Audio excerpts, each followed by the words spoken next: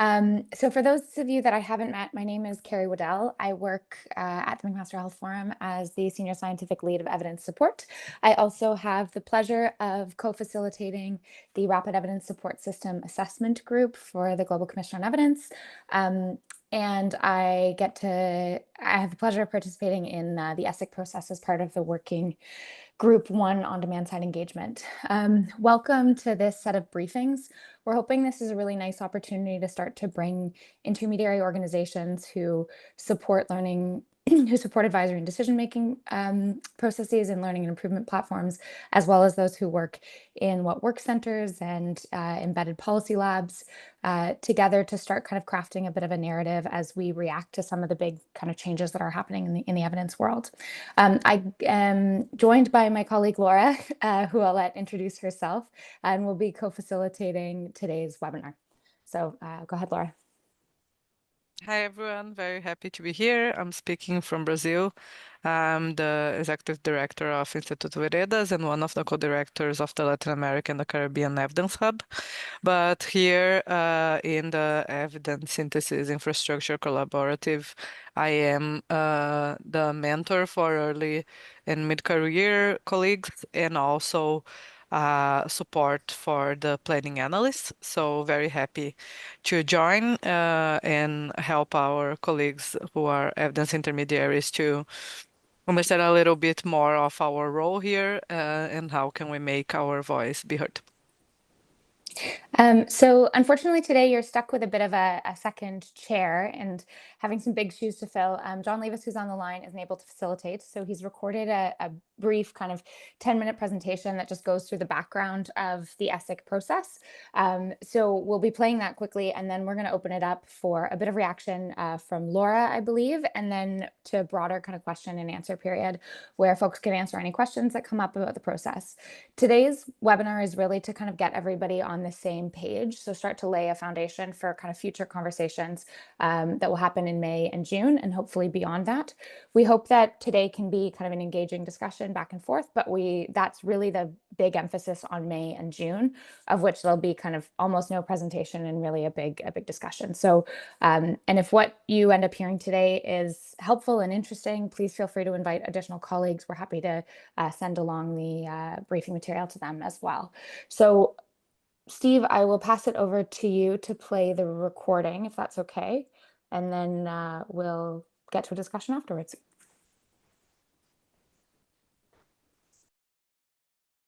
This is John Levis speaking. I'm very, very sorry that I can't be joining you in a more live way tomorrow. I hope to be listening in on the call, but I probably won't be able to speak.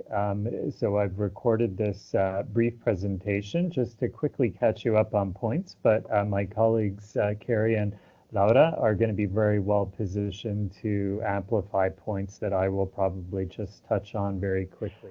It feels like for those of us who work as evidence intermediaries that this new initiative that I'm going to be talking about, the Evidence Synthesis Infrastructure Collaborative, could be a game changer in how many of us go about our work. And we wanted to begin a conversation with fellow evidence intermediaries to begin to get your input so that we can collectively shape this new initiative, but also start to think about how we can benefit from it in the future. We've reached out to a number of our colleagues who kind of occupy different spaces in the evidence intermediary world, and they've all graciously agreed to be co-conveners of these three briefings that we're planning.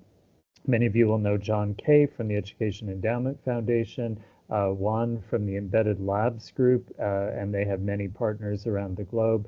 My colleague Carrie is co-facilitating the webinar today with Laura. Carrie and I have been leading the RESA Country Leads Group as part of the Global Commission on Evidence to address societal challenges. You've already met Laura from the Instituto Veredas, but also the lead on a regional hub for evidence intermediaries in the Latin American and Caribbean region, and her African analog supporting an African regional network. Lawrence Malanza Langer is here as well from the Pan-African Collective for Evidence. We've invited groups that kind of fall into three buckets of types of evidence intermediaries today. Some who like Carrie and myself and Laura, support advisory and decision-making processes. So we all operate evidence support units, but we also have some peers who may be on the line today who provide that kind of support to parliaments and legislatures. We have others who we put in the bucket of operating evidence-informed learning and improvement plans. So platforms, so places like guideline platforms, what work centers, and then what we've called hybrids. And this may reflect our lack of understanding of exactly everything the embedded evidence labs do, but we put them in the hybrid category. So we think there's aspects of what they do that are supporting up to advisory and decision-making processes, but also out to learning and improvement initiatives. So if we are successful in engaging you in a number of conversations, we hope to get your feedback on those groupings as well as many other things. We think that these different groupings are approaching the challenge of supporting evidence-informed decision-making and implementation in different ways, and that we have a lot to learn from each other, but also that this initiative we're going to be talking about, again, could be a game changer for all of our work. So there are four main updates that we wanted to share with you as part of the briefing. There is a planning process underway to shape this initiative. It's being led by 5 working groups, one for each of the 5 infrastructure elements that I'm going to come back to in a few slides. There's also a governance planning group. Those groups are using what's called the double diamond approach. We're now in the second of the 2 diamonds, and specifically these groups are delivering report number 3 today. So there will be a new set of reports from each of the groups on potential solutions for strengthening capabilities in their respective focus areas.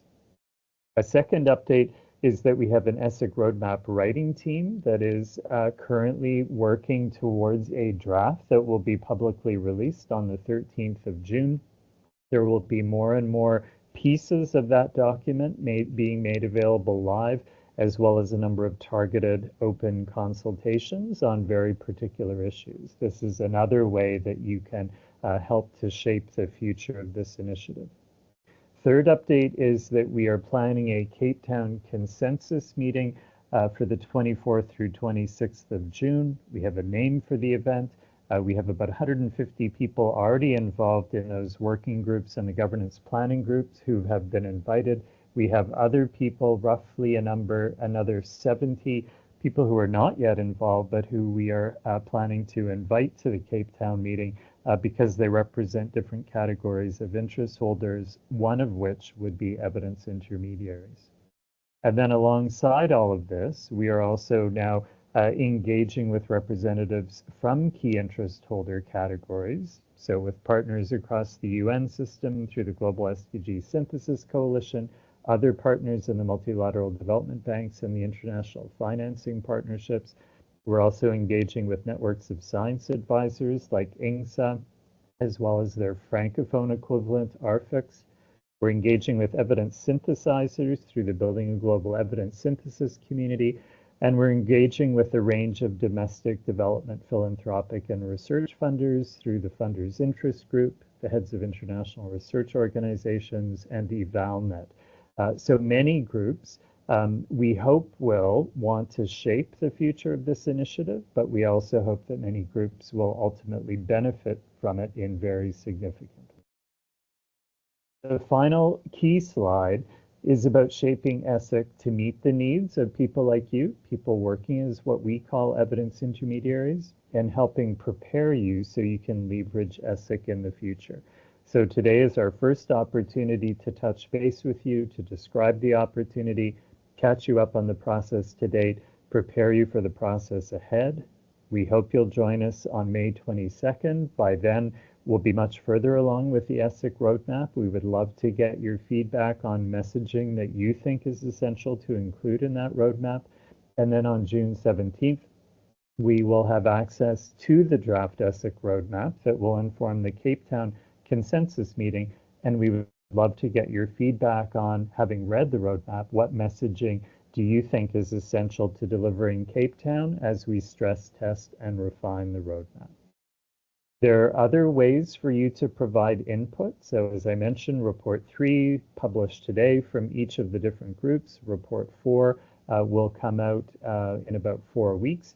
These are opportunities for you to give feedback in particular focus areas, the focus area for each of the groups. So for example, one working group is focused on the safe and responsible use of AI in evidence synthesis. If that's a topic that you feel passionately about, then you can provide feedback directly about that. And then you can also provide feedback directly about the ESIC roadmap. So while these 3 touch points, today, May 22nd, June 17th, are a chance for us as evidence intermediaries to talk among ourselves, you also have these other paths to influence the process going forward, but also to learn more about it so you can think about how this will influence your work.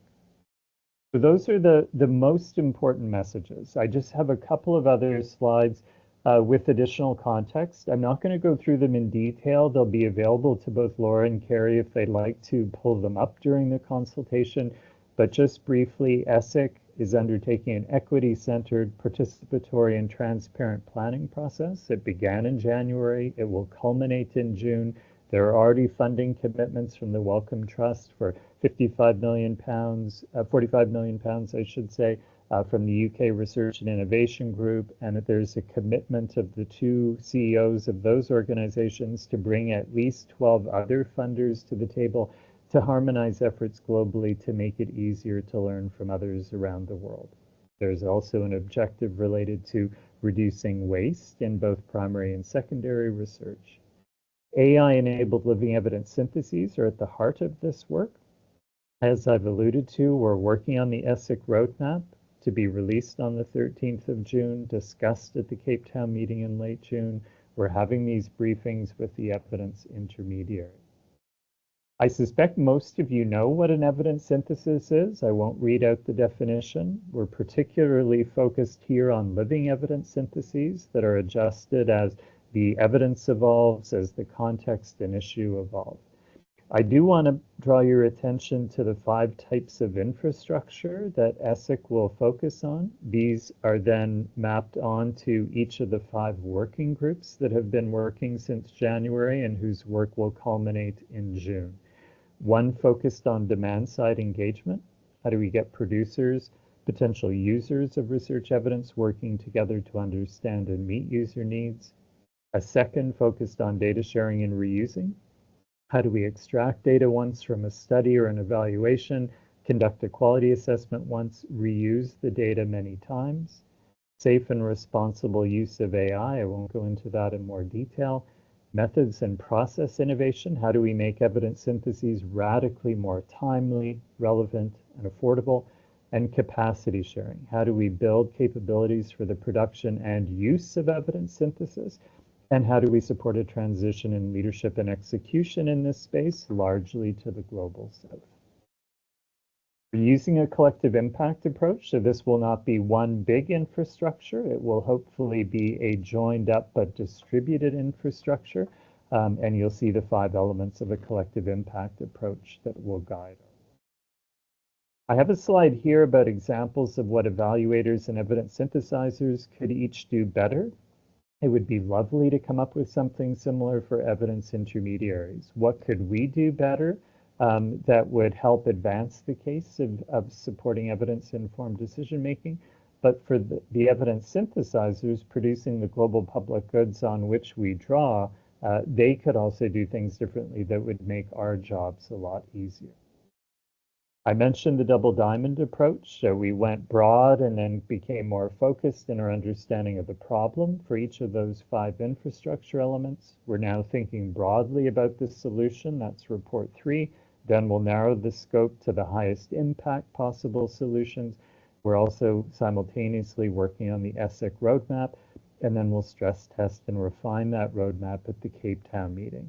The funders will then go away, think about how they will then allocate resources in line with what's called for in the ESIC roadmap, but all of us can also go away and think about how we will be able to transform our work because of these new solutions coming on board. Our goal is a consensus roadmap for a step change improvement in how we produce and use evidence syntheses. At the base of this structure that you'll see on the slide is the infrastructure with those 5 elements that I described before. Leveraging the infrastructure then will be groups producing suites of living evidence syntheses, and there will be other groups leveraging the infrastructure to serve up actionable insights in different ways for different decision makers, sectors, regions, and languages. And I mentioned there are a number of existing commitments to investments, as well as a number of others that we hope will be made in the period leading up to and at the UN General Assembly in September. At this stage, we're particularly keen to get your input on the problem to which ESIC is a solution. So for evidence intermediaries, one challenge we face is we don't have timely access to continuously updated summaries of what we've learned from around the world, how it varies by groups and contexts, that we can then put alongside the many needed forms of local evidence and other factors that will influence decision-making in our own contexts. We'd also love to get your feedback on how ESIC could be a solution for some of the problems we face. One of the reasons why we think ESIC will be transformative for those of us working as evidence intermediaries is in future, rather than have to go to single PDFs and extract actionable insights, we will instead become users of data on tap from living evidence syntheses. And then we can contextualize those data to particular programmatic needs. We may want to position them as best buys in the context of a contextualized evidence synthesis with many forms of local evidence. It may influence our evaluation designs. It may influence the recommendations that come out of our recommendations. So just to recap, today is the first of what we hope will be a few conversations with you. Today is more about catching you up on where we've been, where we are, where we're going. The meetings in May and June will be a chance to talk with more of a common voice so we can shape ESIC to meet the needs of evidence intermediaries. Meanwhile, you're welcome to feed in through other mechanisms to try to inform the ESIC planning process in ways that will meet your needs. So again, I'm very sorry I can't be there in person. I hope to be able to join the other 2 briefings. Thank you very, very much for joining us today. And I'll turn it back to Carrie and Laura to continue the conversation. Thank you. Great. So a virtual thanks to John. Thanks very much for your attention, everyone, on that. So the first thing that I'll do is turn it over to Laura, see if she has any additional comments or pieces that weren't covered. I'll then check in with John Kay, who also is helping to kind of co-convene this series, see if he has anything, and then we'll open up to the wider group for questions and comments. It's a pretty small group today, so we'll just feel free to unmute yourself and ask the question. You can, of course, use the chat box if there's any internet concerns as well. And before the question gets asked, we're happy to circulate the recording and slides to folks if it's helpful to pass this along to any of your colleagues that you think are similarly in kind of intermediary roles. I'll pass it over to Laura, see if she has any kind of additional comments on the process so far that she'd like to add.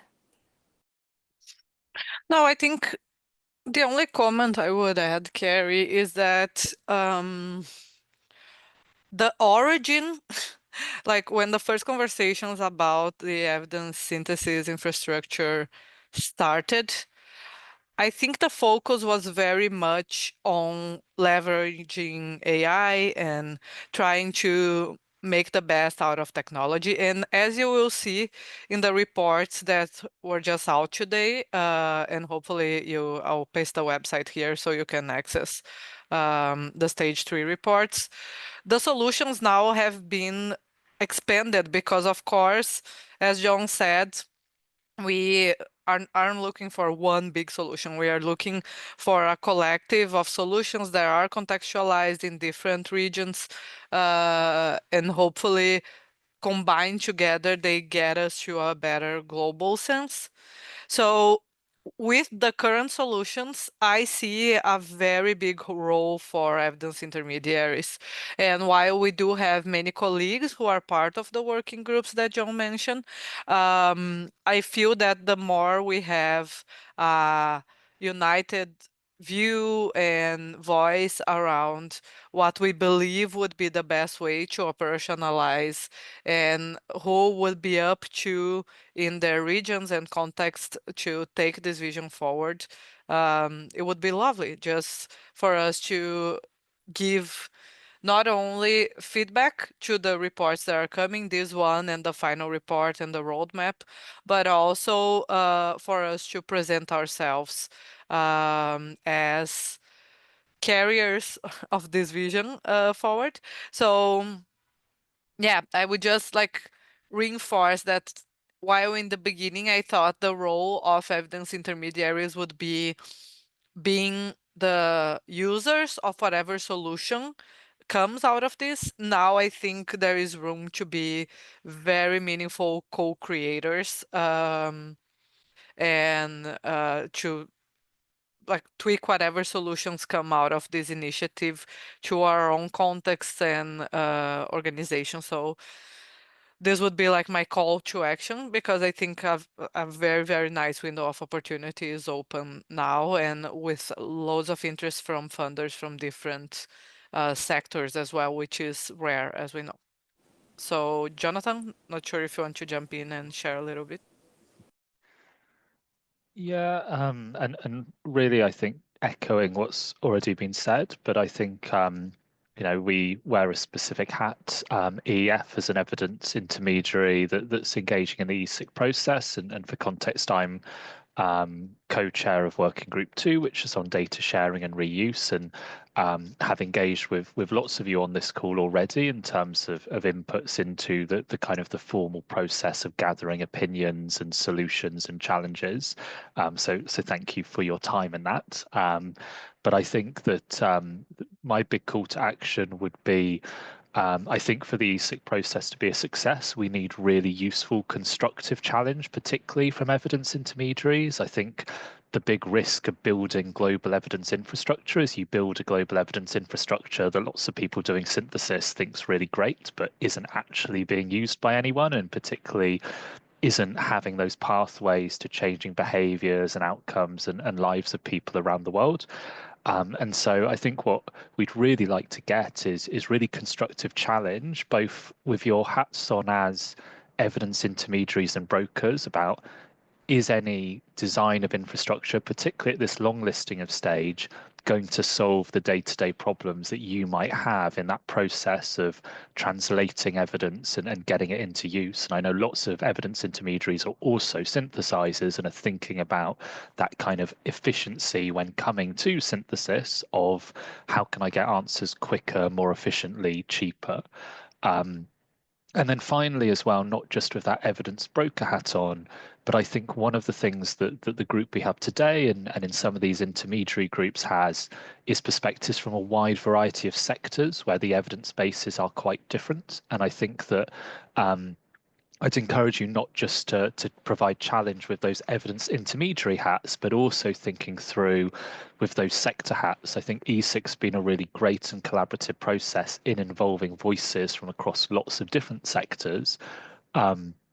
But obviously, it's really hard to get a voice from every sector in every discussion. And I think we're really reliant on these kind of convenings and also the sharing and feedback that we collate to get insights from groups that may have very different evidence bases that might be completely different to the evidence that say I deal with day to day in education. And so thinking through, are global solutions actually suitable for the sector and country specific circumstances that you're working in? Because we don't want to build an infrastructure that is just for the UK or just for education based on the voices involved in the day-to-day process. So would really welcome views from any of those perspectives.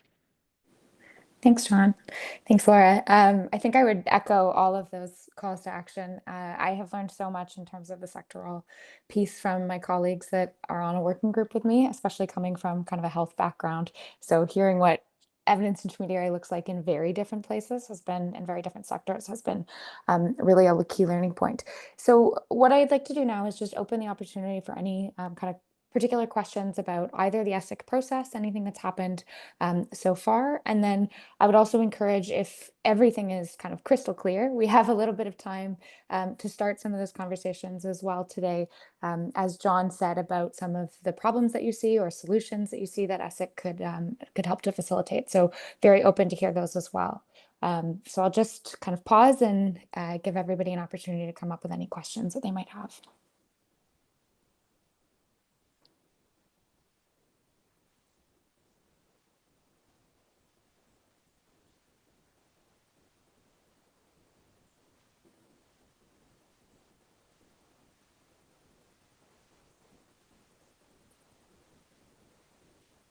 Maybe everything was crystal clear.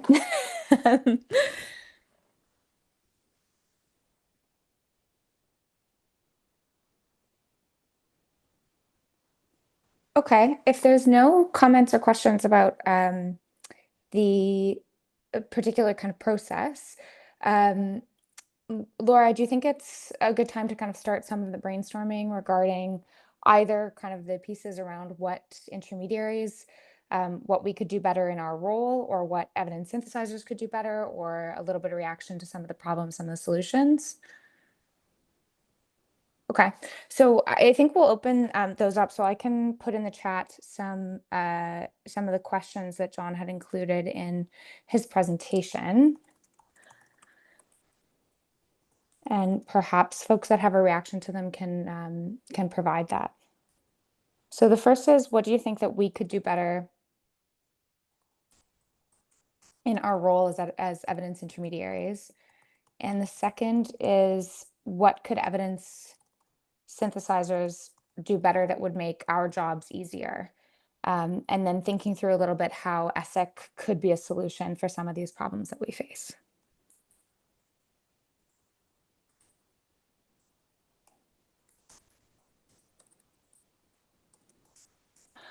I'm also happy to hear a little bit about if folks think that, there's different approaches to this or to bringing intermediaries together that would be kind of very useful, or if they have different ideas for how to do so. I know Laura talked a little bit with me yesterday about possibly creating a bit of a whiteboard that we could add some ideas to, or something that's a little bit more interactive. So happy to hear that feedback as well. Yeah, I think in the chat box there is the question on what do we think our role That's is. from me, Yeah. I think. Yeah. But no, I know. But you mentioned a second one. Sorry, I'm just typing. Okay. Yeah. No, not sure.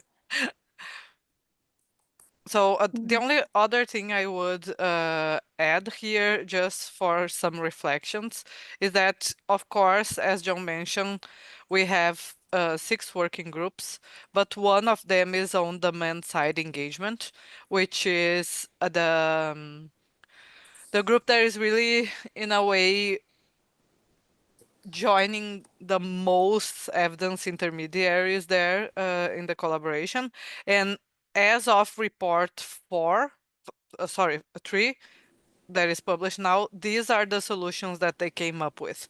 So establishing regional demand side secretariats, providing implementation support to evidence intermediaries, creating co-design labs, developing question repository banks, and providing grants to end users, and in this case, end users as decision-making colleagues both in governments and citizens.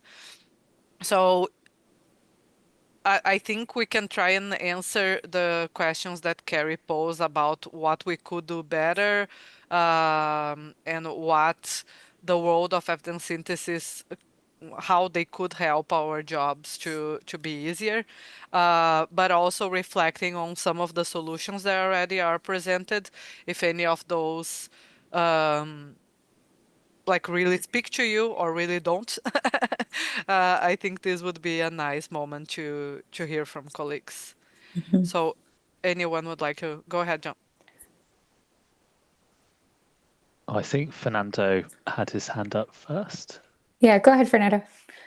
Hi everyone, this is Fernando. I am a policy manager from the Innovation for Poverty Action Peru country office, and I work, providing technical assistance to the Ministry of Women in using evidence, and with other government units as well. But I don't know if I could say what can we do better, because I don't know exactly what we are doing not that good. But I can say maybe what it works for me in a way. And one of the key elements in my work, I think, is understanding the interests of the different stakeholders around developing, improving policy or a program, and the use of evidence in that area. And I mean that maybe the technical unit, the implementers, like more the middle level management, might have different interests as opposed to the high level management. And then we also do this bridging with researchers that sometimes also help, but sometimes researchers want to go deeper into their research, and sometimes maybe the people of government officials might have different interests. So the understanding the different point of view, what do they expect from evidence, it's important. And I'll give an example. Sometimes public officials might want to sometimes use evidence not for developing the policy, but for justifying a policy. And on the other side, researchers might be like not that flexible about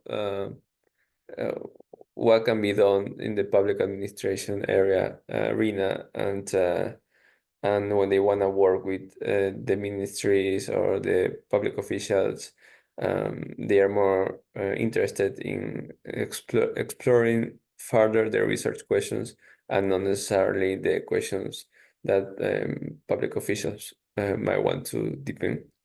And then in the middle of this, then you have like a change of minister, and has its own agenda.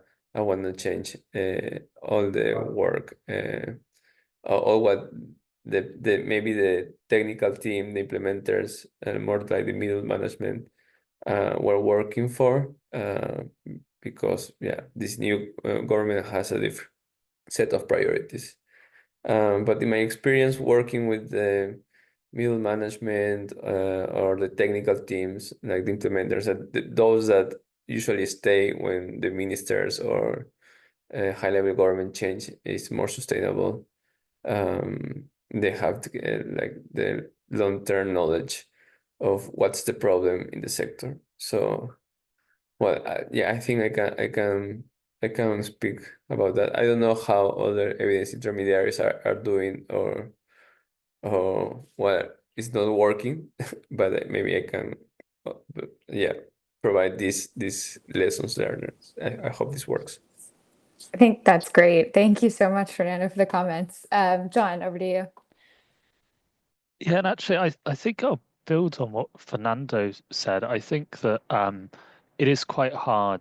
I think I find it quite hard to say what are we doing right or what are we doing wrong when it comes to these kind of questions. But I think what is useful to think about is what are our current processes with engaging with large bodies of evidence in order to answer relevant questions for our target audience or to promote behavior change for our target audiences, and how could that evidence base better promote and enable those kind of actions around behavior change? And I think that we actually share lots of really similar challenges to the challenges that Fernando raised. So a question about being responsive quickly to policymaker needs as they occur and as they change is incredibly important to us. And not only being able to just have a living systematic review that is there and being updated, but having a review that we can actively query and get relevant insights for our particular research questions that might be different from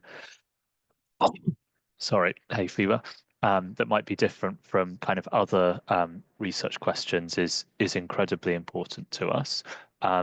Combined with that, the fact that questions won't always be about efficacy questions.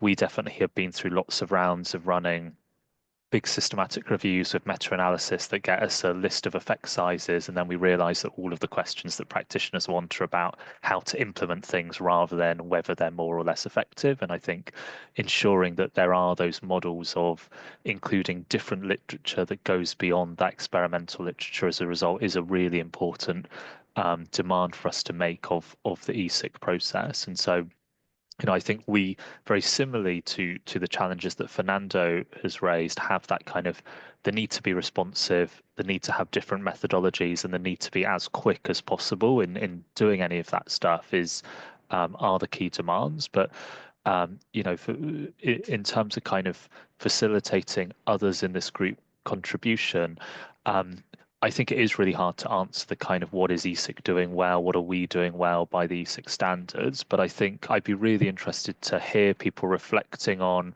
their own intermediaries, engagement and processes around synthesis and accessing large bodies of evidence at the moment, and to what extent that is A, part of your process as a tool, and B, could be facilitated by contributions to the global evidence base. I mean, in a completely self-interested way as EEF, I would love it if all of the education evidence was just there, and rather than spending hundreds of thousands of pounds on doing synthesis, I was able to draw down and communicate it instead. So yeah, would be really interested in kind of other intermediaries' interactions with synthesis, perspectives on barriers and enablers of synthesis, or really anything about your process when it comes to interacting with and communicating large knowledge bases.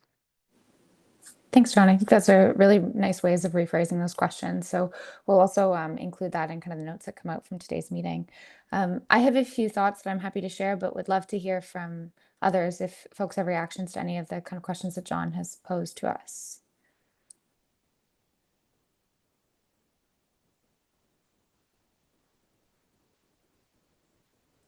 Okay, it's a bit of a quiet group today. That's okay. It's at least in Canada, it's early.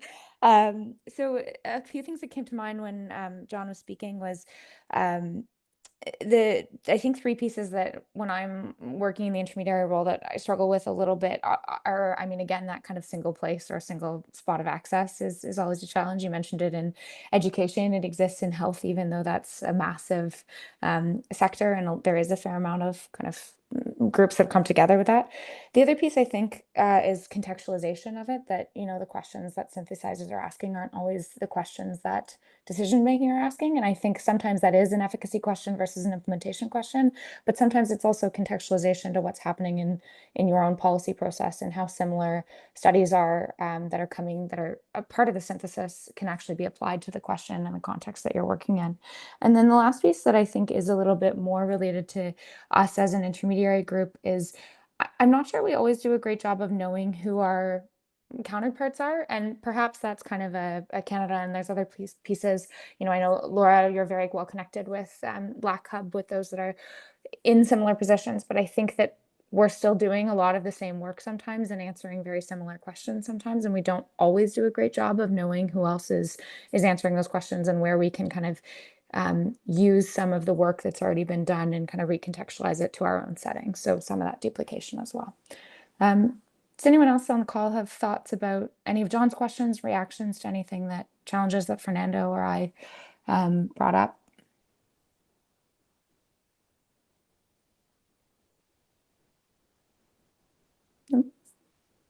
Okay.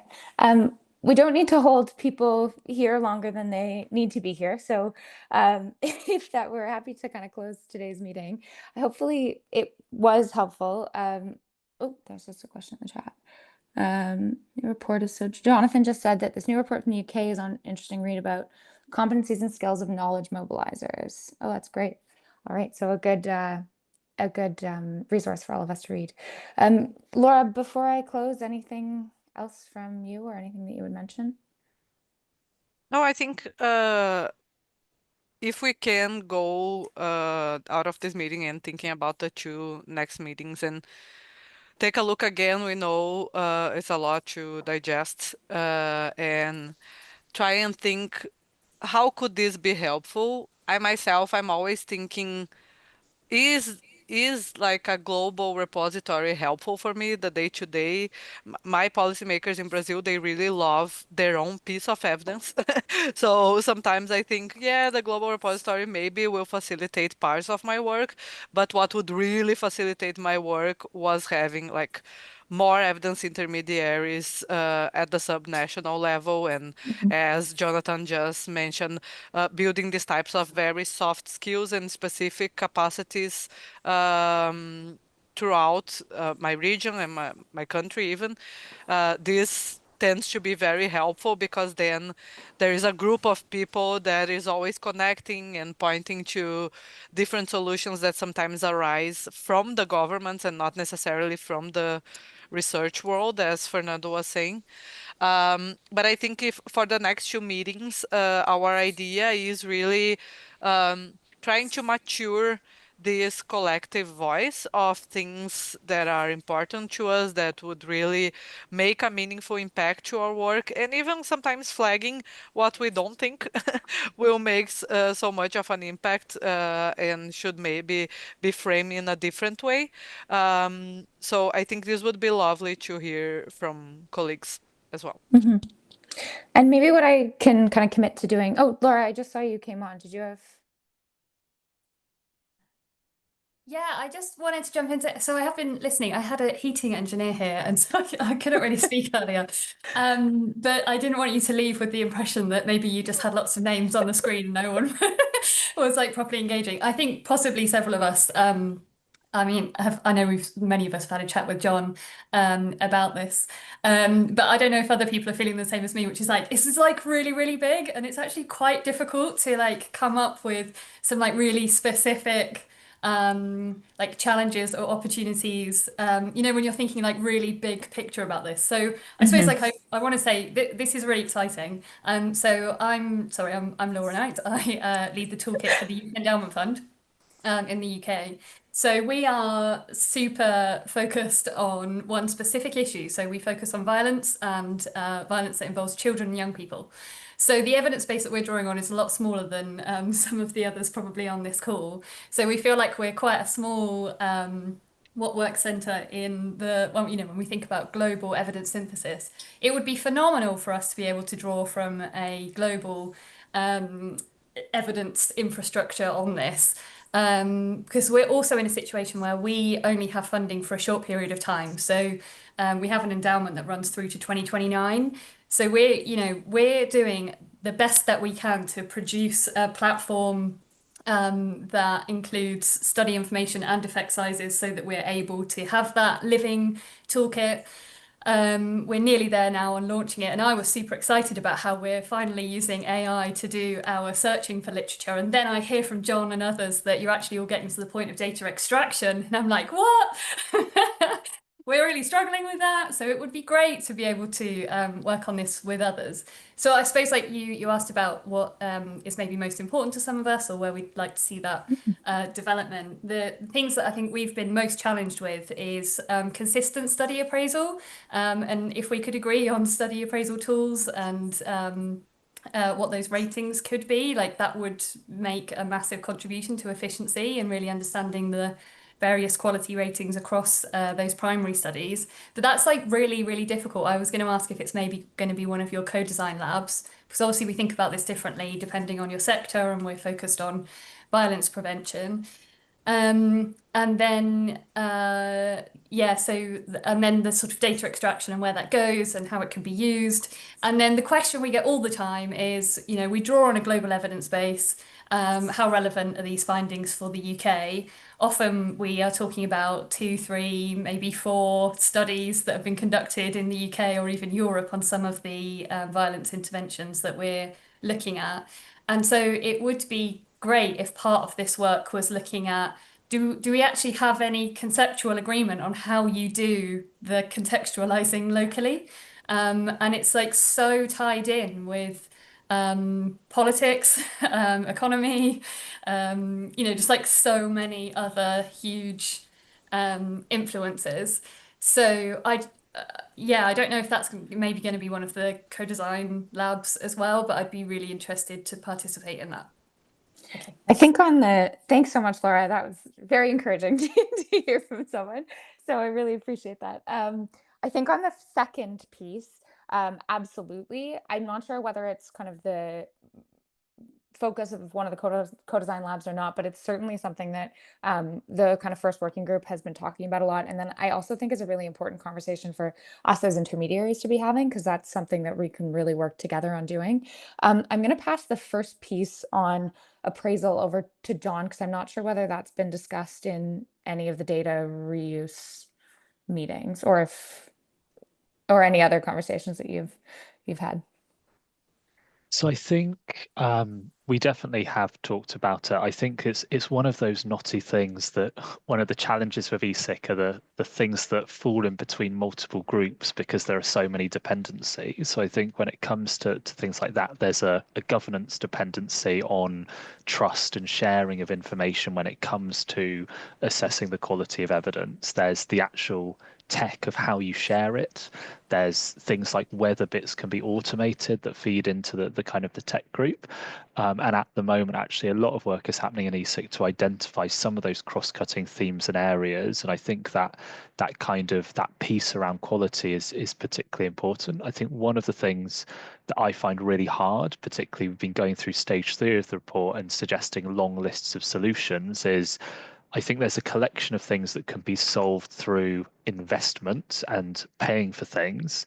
And then there's a collection of things that kind of need to be solved through consensus building and reaching shared agreement and much more kind of social problems.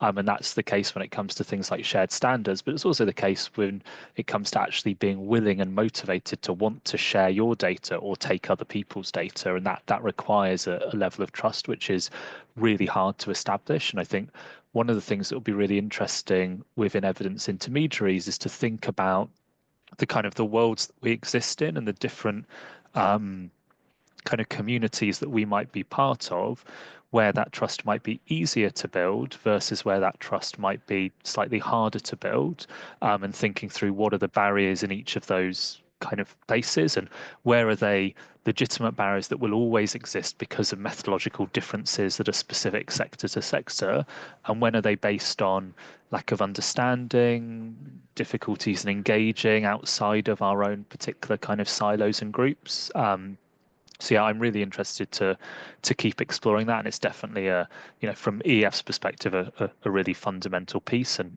we might think about how groups like what work centres collaborate. We might think about groups in education, children facing might collaborate, and then we also might think about that wider global question of what are the things that sit between all of us. So yeah, definitely an ongoing challenge. Great. All right. So what I think could commit to doing, which I think might be helpful for the next conversation, is I'll send out some of the materials that got passed around today. So the link to the report. I'll also put in there some of the questions that kind of John challenged us with, so that we can come back to the next meeting and hopefully, having had a month to kind of ruminate on it a little bit, we will feel a little bit less like we're drinking from a fire hose and hopefully have some a good brainstorming together. So I'll send that over the next couple of days to folks. Feel free to send it around to if you have people that weren't able to join today, but that you think might be interested in this conversation. I know it is a lot to take in, but it's a really exciting time. And I think I'd encourage you to kind of come back with a little bit of that call to action and excitement to discuss your thoughts. Laura, John, anything else from either of you two? No? All right. Well, thank you everyone so much for your time today. We're really appreciative of it. I know there's a lot of webinars and briefings going on, so always appreciate the hour of your time. Thanks so much and have a good day. Bye. Thanks, everyone.